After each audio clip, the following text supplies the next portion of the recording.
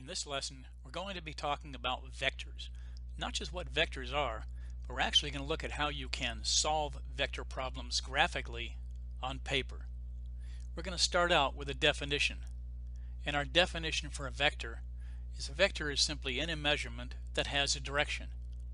Some examples of vectors that you might be familiar with: displacement is a vector, velocities are vectors, acceleration, those are vectors, as well as forces. They're not the only vectors, but they're some of the common ones that you deal with in physics and physical science. Vectors can be represented as an arrow drawn to scale. Here's a scale. 1 centimeter equals 20 meters. We can also write that scale like this: 20 meters per centimeter. You'll see why that's important in just a minute. So here's our vector. Notice that it's an arrow. It has a particular length and it has an arrowhead that shows direction. That arrowhead showing direction in this case means that our vector is acting in the direction of east. Remember, a vector has to have two things. It has to have a magnitude as well as a direction. If we measure this vector with a metric ruler, it looks like in this case, it's about 6.9 centimeters. We can use that to calculate, along with that scale, the magnitude of this vector. And we do that like this. I know that this vector represents 138 meters because I can figure it by multiplying the scale, that's that 20 meters per centimeter, times the length of my vector, in this case 7.9 centimeters. And when I multiply that, of course the centimeters cancel out and I get 138 meters. So I know that this arrow drawn to this scale, 1 centimeter is 20 meters, represents a magnitude of 138 meters, and I know the direction is east. Since the direction is east, that means that our displacement vector, represented by this vector arrow, is 138 meters east.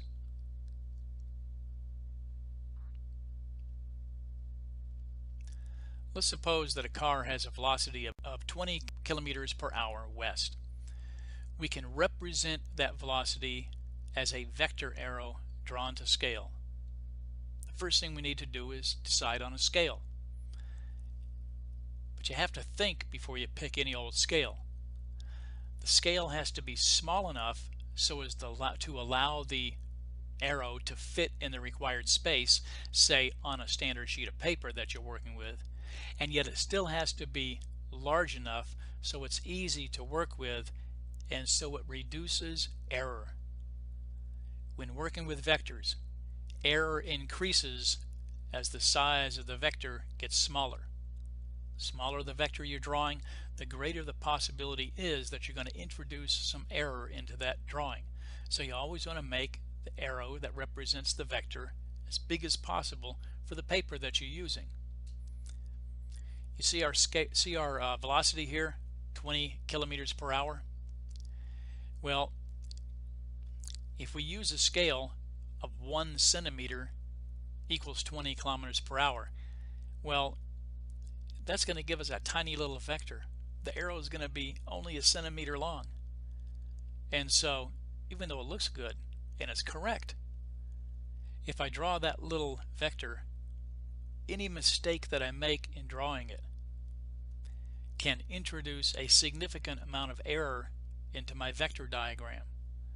If I make a little bitty mistake, that little bitty mistake is a larger percentage of that little vector that I've drawn than if I make that vector larger. So if I use a scale, for instance, 1 centimeter equals 2 kilometers per hour, then when I draw this same vector, 20 kilometers per hour, it's going to be 10 centimeters long. And now if I make a little bitty mistake, that little mistake is going to be a smaller percentage of that big vector that I've drawn. So draw the vector arrow as large as you can and still fit the problem on paper. You'll see again what I mean in just a minute. When you draw vector arrows, there are certain things that you have to include. You have to include the scale. Somebody looking at that arrow that you drew on the paper, they're not going to be able to tell what the magnitude is unless they have the scale. The vector always starts at an origin. That's the beginning point. If it's a force vector, that origin represents the point upon which that force is acting. Always use a very sharp pencil or a metric ruler when you're drawing vectors. The reason you use a sharp pencil is because a dull pencil is just wide enough to introduce some error into your drawing. So use a very sharp pencil. Neatness counts. When you're drawing vectors, neatness counts. So here's our vector, 90 meters per second at 90 degrees.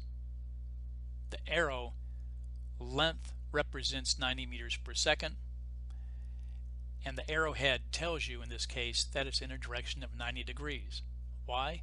Because by convention, when you're working on paper, north is towards the top of the paper, south is towards the bottom of the paper, and east is to the right, and west is to the left.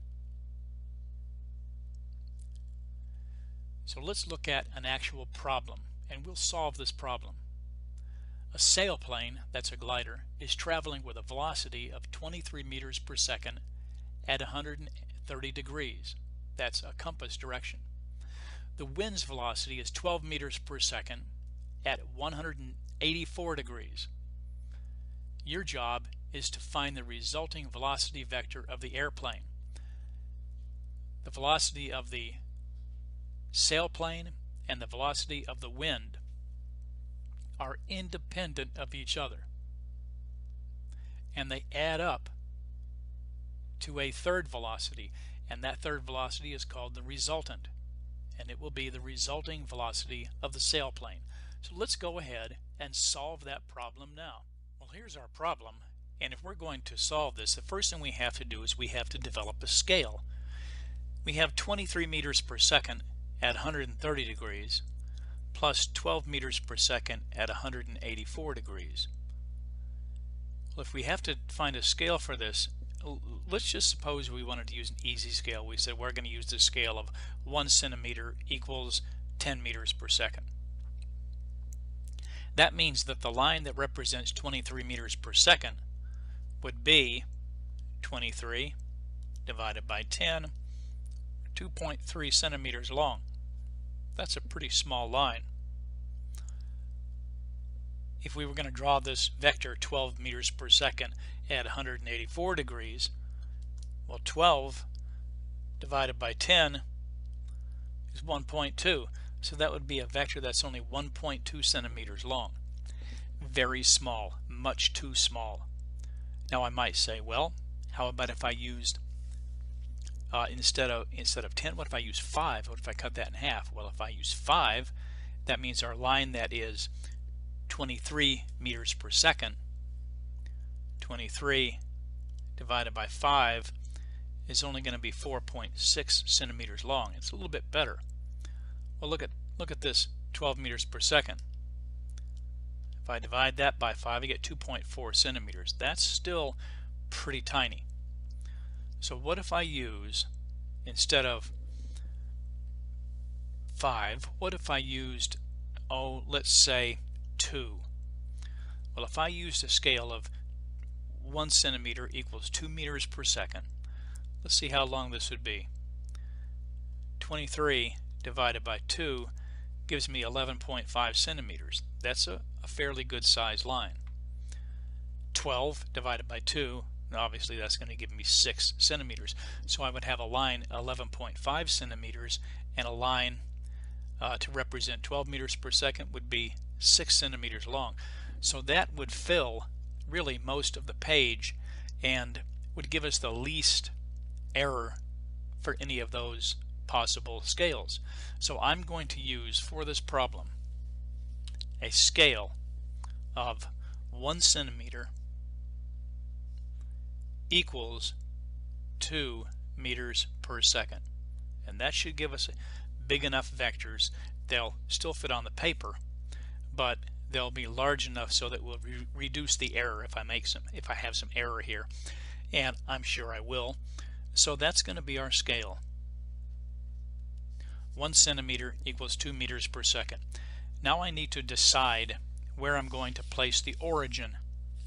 And if I stop and think about this, we know that north by convention is towards the top of the page, south is going to be towards the bottom, east is to the right, and west is to the left. So our first vector is going to be 130 degrees. Well, 130 degrees is right here. And if I start up here on the page, maybe say right about there, I'm going to be drawing a line that's going to be 11.5 centimeters long in this direction, and that will certainly fit on the paper. And from that point I'm going to be drawing a line in the direction of 184 degrees, and 184 degrees is right there. So I'm going to be coming down like this for 6 centimeters. So that looks pretty good. I think that'll fit on the paper. So I'm going to go ahead and put the origin on the paper, and you'll notice that I'm not using a sharp pencil, I'm using a fine tip ballpoint pen. And the reason I'm using a ballpoint pen is because pencil just doesn't show up very well on the camera. So I'm going to start right here. There's the origin, and I'm going to place my protractor on that origin right there. And I can use the lines on the paper to make sure that I have this lined up east and west. I have it lined up with the horizontal line of the paper. So I'm going to put that on the origin. Be very careful to get that right on the origin. Line that up. If I wanted to, I could have put that first origin right there on that line. But I offset a little bit so you can see how I use the lines to make sure that that east and west line is lined up with it. So I'm going to go from the origin in a direction of 130 degrees, which is right there. So I'll put a small point right there. That's 130 degrees from north. Now that line that I'm going to draw is going to be 11.5 centimeters long. So I have a nice transparent ruler here, a nice metric ruler. I'm going to line the 0 point up with the origin. I'm going to bring it down here to that point that I drew at 130 degrees, and then I'm going to draw a line 11.5 centimeters long, and I'm going to start my line down here at 11.5 centimeters, and I'm going to draw it back from that point. You want to make sure that line is exactly as close as you can get it to 11.5, just like that. And now I'm going to draw an arrowhead to show the direction of this vector. And when I draw this arrowhead, there's a method to this. I start at where the line actually ends, and I'm going to draw it back away from that point because I don't want to make the line any longer. I wouldn't want to draw an arrowhead out here like this. I want to draw it back from that point. I learned how to do this in 7th grade when I took a drafting class.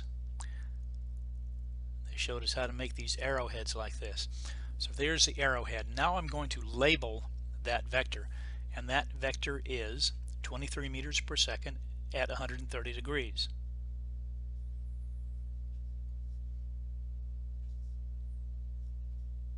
Just like that. Now I'm going to plot my second vector, and the second vector is going to start at the tip of the first vector. And now you can see how, if I line that origin up with the tip of that vector, you can see how I can use the lines on the paper to line up my protractor.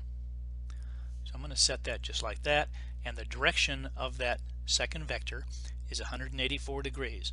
So there's 180, and 184 looks to be right about there. So there is 184 degrees. And that line, like I said, is going to be 6 centimeters long. So 6 centimeters long. So I'm going to line this up, line the 0 up right there. just like that. Come down here to 184 degrees. There's the mark I made right there. And this is going to be 6 centimeters long. And again, I'm going to draw it back from that point. Make sure it's just the right length. Make sure it's not too short, not too long. That looks to be 6 centimeters. And again, I can put an arrowhead on that, draw it back from that point, and I'm going to label this vector 12 meters per second at 184 degrees. Now I'm going to find the resultant. And in order to find the resultant, I'm going to go back to the origin, and I'm going to put that 0 mark on the origin. Line the edge of the straight edge up with the tip of that last vector. And when I draw this in, I like to use a dashed line, just so when I get looking at this later on, I immediately know which line is the resultant vector. Alright, and I can put a little arrowhead on that if I want. That shows the direction. I can now figure out what the magnitude of this vector is. So I'm going to put that on the origin, and I'm going to measure the length of this line. And it looks like the length of this line is 15, double check that here, it looks like it's 15.8 centimeters. So 15.8 centimeters, and I'm going to multiply that by our scale. So 15.8, I multiply that by our scale, which is 2, and that's going to give me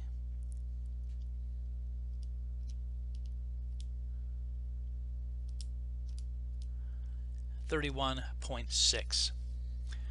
And so the resulting vector is 31.6, and that's meters per second at a direction of, how we can bring this protractor back over here and we can find the direction, line it back up just like we had it before, make sure the east and west lines are parallel, just like that, and it looks like my resultant is 140, maybe 148 degrees.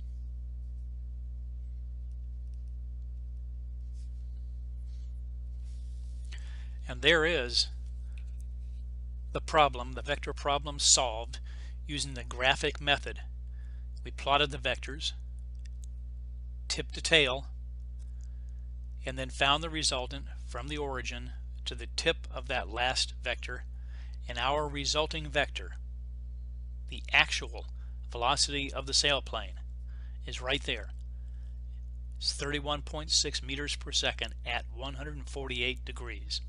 Solved graphically, and you could check this if you wanted to. You could solve it mathematically and see how close that works out. Here's a cool fact to understand when you're plotting vectors graphically or mathematically. The order in which the vectors are plotted makes absolutely no difference. So for instance, here I have 4 vectors. If I plot the red vector first on the paper, and then I plot the black vector, and then I plot the turquoise vector, and then I plot the blue one, if I find the resultant, here it is, there's the resultant. If I change the order with which I plot those vectors, I'll plot the blue one first, and then the red one. Then I'll plot the turquoise vector, and then the black one. Plotting them tip to tail, just like you would on paper. There is the resultant. No difference. Let me show you a different order. I'm going to plot the red vector first, Then I'll plot the turquoise vector. Then I'll plot this black vector, and then I'll plot this blue vector. There's our resultant again. It makes no difference in which order we plot those vectors.